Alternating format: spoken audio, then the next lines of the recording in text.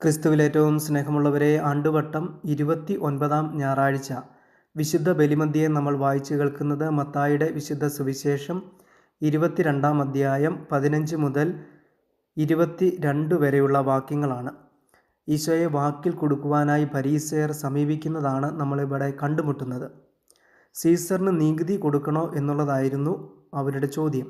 അതിന് മറുപടിയായി ഒരു നാണയം എടുക്കാൻ ആവശ്യപ്പെടുന്നു. ആ നാണയത്തിലുള്ള രൂപവും ലിഖിതവും ആരുടേതെന്ന് ഈശോ ചോദിക്കുന്നു. സീസറിൻ്റേതെന്ന് അവർ മറുപടി പറയുന്നു.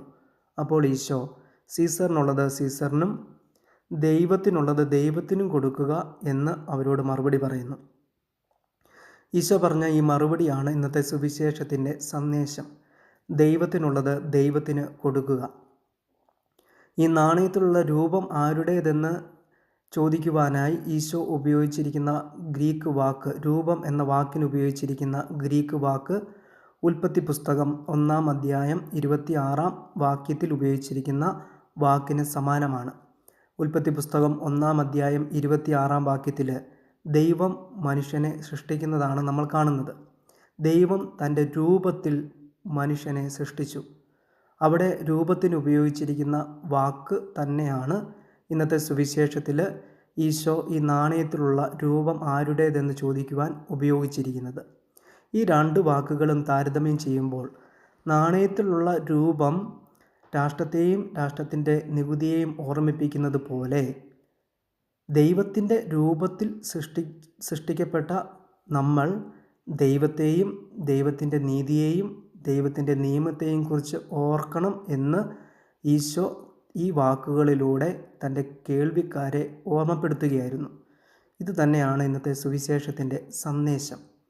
താൽക്കാലിക ജീവിതം നയിക്കുവാനായി നമ്മൾ രാഷ്ട്രത്തിൻ്റെ നിയമവും നികുതിയും ഒക്കെ പാലിക്കുമ്പോൾ നിത്യമായ ജീവിതം കാക്ഷിക്കുന്ന നമ്മൾ എത്രമാത്രം ദൈവത്തിനും ദൈവത്തിൻ്റെ നിയമത്തിനും സ്ഥാനം കൊടുക്കുന്നു.